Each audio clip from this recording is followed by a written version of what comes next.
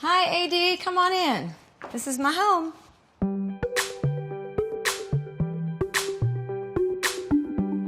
So come on in, I'll show you around. I'm gonna take you into the den first. This is where we spend most of our time.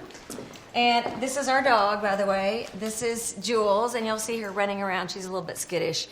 Anyway, this is where we hang out. And one of the reasons the room is set up like this, I mean, I don't like things to be geared around a television set, but the way that the room was set up, it already had a fireplace over here and TV over here. So I put two kind of French country couches facing each other. It's very much kind of a family setting in here. We play a lot of games at this table. So this is really, when I say it's a living room, like we really live in here. If you want to go back this way, I'll show you where the kitchen is, and it works out great because the kitchen basically flows right into the family room. One of the things I loved about this house is it already had these giant doors that remind me sort of like barn doors, which ties into the barn that you guys are going to see pretty soon. This is the kitchen, very open, very sunny in here, and this is where we eat every night at 6 o'clock.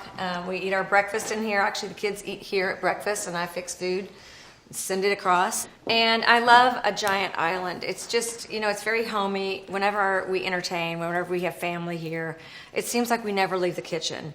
All right, so we're going to go into the dining room, but of course, before we do that, you have to see. This is the art gallery. Very expensive art right here. Don't want to miss that.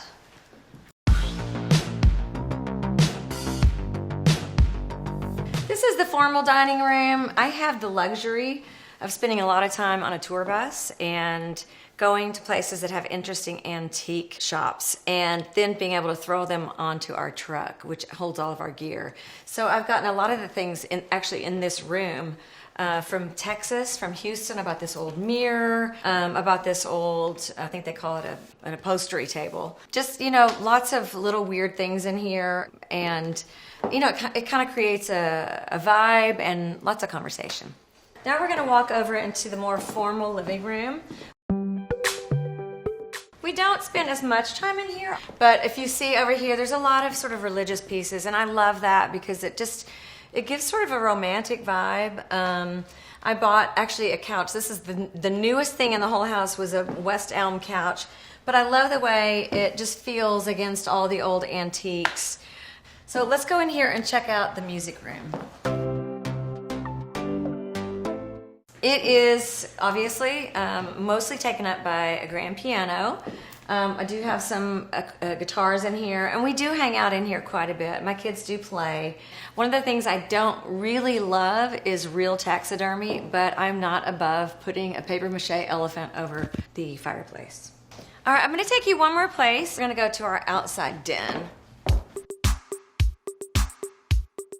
And this has been such a great second family room. We build fires out here. The kids even roast marshmallows out here. And when it does get cool, if that ever happens in Nashville, Tennessee, since it's 100 degrees here almost all the time, it's just a super great place to hang out. So we're leaving the family room now, and we're gonna go outside. And like I said, with two little boys, my objective has always been to sort of keep them from in front of screens and more facing outside in nature. We have a fire pit out here, we have a big family table, and we have a carpet ball game, and we have a tree house back over there, which is really beautiful. So everything is pretty much gravitated to living life outside in nature. All right, so you guys have seen where we live, but I'm going to take you down to the barn and show you where we ride horses and also where Mom works. All right, quick backstory. I used to live out in the country before I had my kids, and we used to have horses and longhorn cows out there and chickens.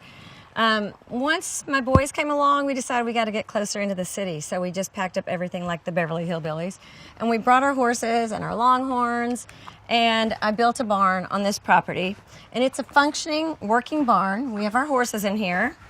And then above it is my workspace, which is the studio. So come on in, guys. So as far as I'm concerned, you cannot have a working barn without a working saloon. So this is the bar. We always keep Guinness on tap. That's my favorite beer. I'm a big collector, as I said, of really odd things, and I got a couple of old death masks. Death masks were a tradition of making masks of important people after they passed away, and even though that looks like David Crosby, it is not. David Crosby is still alive. That is McGinley, and that is Taft over there. So the other half of the saloon, actually, we have just a hangout area, and it's great in the winter. We have a fire over here, and we, of course, have our little electric horse for those who don't want to ride a real horse.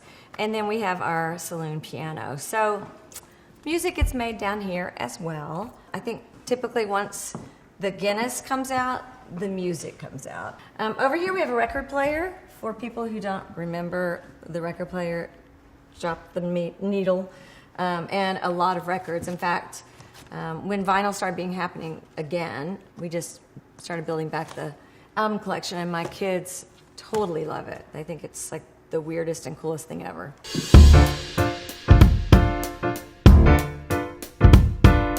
And then if we go out this door, you'll see where the actual horses are. So this is the barn. This is where we keep our horses. We're down to 5 horses now. We used to have 16 because we had a lot more land, but 5 is much more manageable. So I'll introduce you to Big John. He's a quarter horse. He's a blue roan, and he is 16 and a half hands. He's very tall. This is Nebuchadnezzar. He's an Arabian. He's about 22 years old. Hi, buddy. This over here is Bobby Joe, and she's a retired champion reining horse. And she's basically just retired. She's great to have the kids ride around the arena, but for the most part, she's done all the performing she ever has to do. All right, now you've seen the barn, and you've met some of the horses, and you've seen the saloon and the hangout area. Let's go upstairs and check out the studio. We are at the door of the studio. Check it out. I'm giving you permission to stand on my face. This was from Farm Aid. Willie Nelson, love him. All right, so this is the studio, which is above the horses. And initially, it was not going to be a studio. Initially, it was just going to be a writing room. But by the time we soundproofed it so that we wouldn't hear the horses, it was soundproofed enough for it to be a studio. So we've made a lot of records up here. And basically, you can see there's every kind of guitar in here. And I find, just like with old signs that have had lots of personality put into them, a guitar is the same way. It has a whole life before you ever lay hands on it that I think adds to the feel and the sound that you get out of a guitar. So any given guitar that I pick up, I'll play differently than the last because of how it feels and maybe because of what the history is that went into that guitar. This is typically where we sit and write. The piano's back there. These old drums are from the 50s, 60s. I've collected quite a few of those, as well as the old RCA dog back there. And then obviously we have a lot of pieces of art. This old fried chicken sign was on the side of a barn out in Tennessee. And a friend of mine pulled over and asked the guy if he would sell it, and I wound up with it. We have an old gramophone that we've actually used in recording, where we'll put an old record cylinder in there and kind of capture that vibe and then record over it. So it's just, you know, this room is really about being inspired. It's about discovery. It's about creating things that are unique and authentic.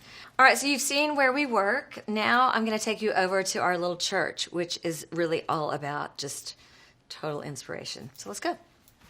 So this was not here, and we just plopped it over here sort of in the woods. Come on in.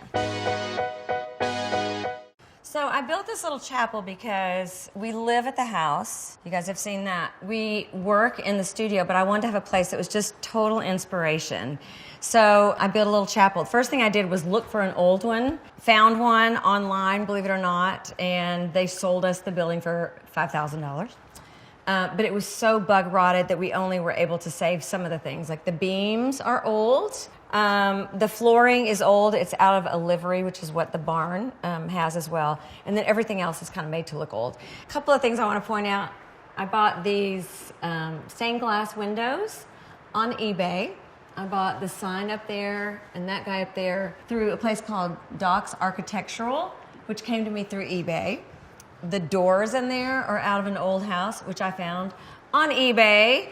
So you can see I'm a total scavenger for just things that are inspiring. Everything that's in here is basically 100 years old and has a story behind it. And as you can see, I love old Santos. And so I'm a collector of those, but I love the tradition of religion, just the history behind it. So this place is just filled with weird things. And this actually is out of an old church. I'm not really sure where. A friend of mine found it and called me and said, you should check out this pew. And you can see it's got a little shelf back here for hymnals. So it's a church, but it's also filled with things that are not necessarily from a church. But I do love just creating a really inspired place to hang out, a place to be quiet, and that's why I built it. Before we leave this place, before we walk through my giant eBay doors, I have to show you one thing that I did actually specifically for my kids. And it is an old church bell, which I found on eBay as well. It's an old church bell.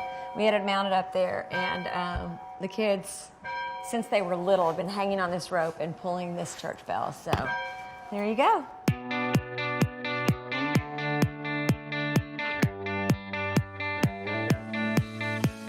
AD, thanks for coming over and checking out my house. I gotta go get my kids now, so see you later.